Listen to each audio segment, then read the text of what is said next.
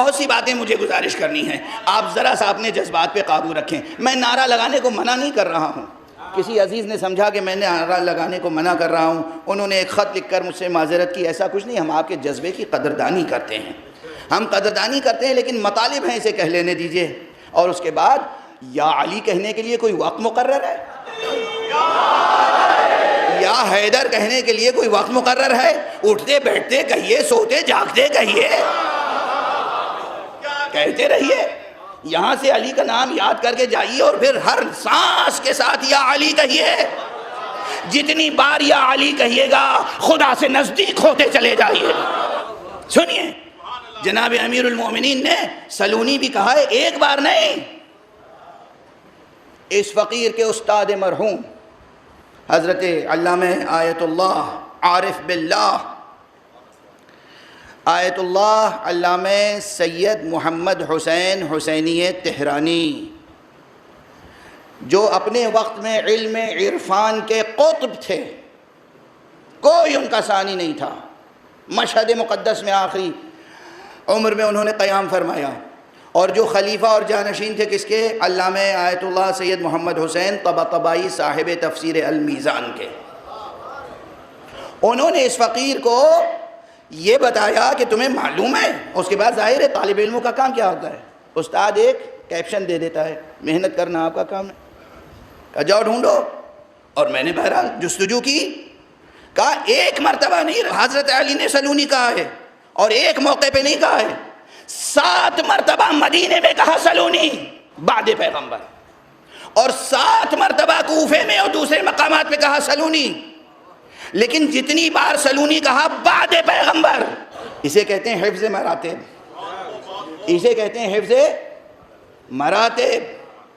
14 مرتبہ امیر المومنین علیہ السلام نے اپنی زندگی میں، ساری روایتیں مسند ہیں سندوں کے ساتھ، سلونی سلونی کہا۔ اور یہ جملہ کئی بار کہہ چکا ہوں، پھر کہہ دوں، لوگ کہتے ہیں سلونی کا دعویٰ کیا، میں کہتا ہوں سلونی کی دعوت کی۔ کیا سلونی دعوت تھی،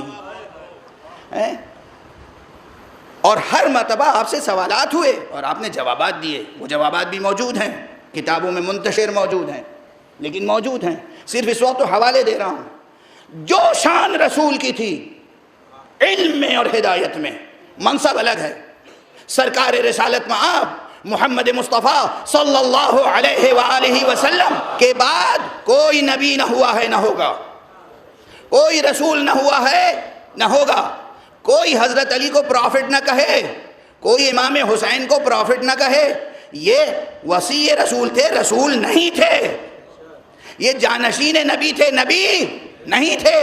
امام حسین جان و دل پیغمبر تھے اور صبت پیغمبر تھے، صبت نبی تھے، نواسے تھے، فرزند تھے، خود نبی نہیں تھے۔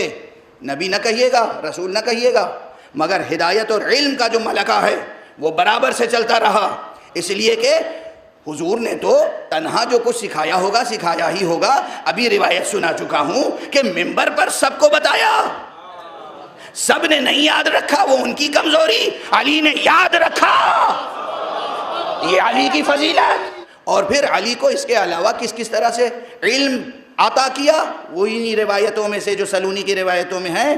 ایک مقام پر حضرت علی نے خود فرمایا، سلونی سلونی قبل ان تفقدونی ھذا لعاب رسول اللہ۔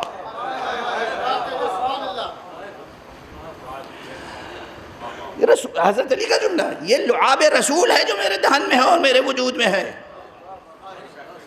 توجہ ہے؟ یعنی جب حضرت علی کی ولادت ہوئی تھی تو جناب فاطمہ بنت اسد کا دودھ بعد میں پیا تھا، رسول اللہ نے اپنی زبان پہلے چسائی تھی، علی کو اپنی زبان پہلے چسائی تھی۔ اور اب گنیے تاریخ میں کس کس کو زبان چسائی ہے؟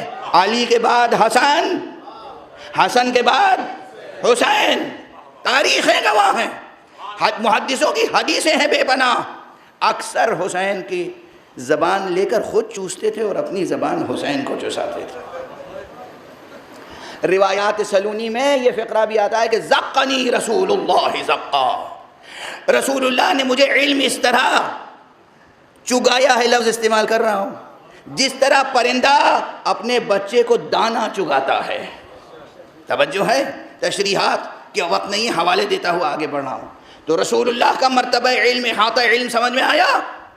ما کان و ما یکون کا علم ممبر پہ بیان کیا. فضا میں پرندے اڑتے تھے, ہر پرندے کے بارے میں کچھ نہ کچھ بتاتے تھے. اس کے بعد ممبر پہ سلونی کہا. سلونی جب کہا تو یہ راز بھی کھل گیا کہ لوگوں کے انساب سے بھی واقف ہیں, لوگوں کے انساب سے واقف ہیں. حضور واقف ہیں کون کس کا بیٹا ہے.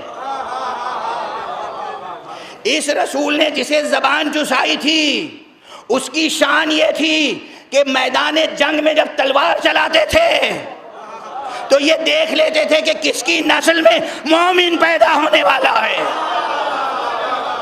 کس کی نسل میں منافق اور کافر پیدا ہونے والا ہے. جب ہم یہ روایتیں پڑھتے ہیں تو لوگ کہتے ہیں غلو, دیوانے ہو گئے ہیں, غلو کرتے ہیں, بڑھا چڑھا کے علی کی فضیلت بیان کرتے ہیں. کیا بڑھا چڑھا کے بیان کرتے ہیں؟ مگر کیا صحیح بخاری میں روایت موجود نہیں ہے کہ رسول اللہ سے لوگوں نے اپنے نسب کی تصدیق کی اور رسول اللہ نے بیان کیا؟ تو کیا رسول اللہ نے یہ علم حضرت علی کو نہیں دیا تھا؟ رسول اللہ نے حضرت علی کو علم دیا, اور وہ علم صرف منبر پہ ظاہر نہیں ہوتا تھا. علی تو جہاں ہوتے تھے وہاں علم ظاہر ہوتا تھا.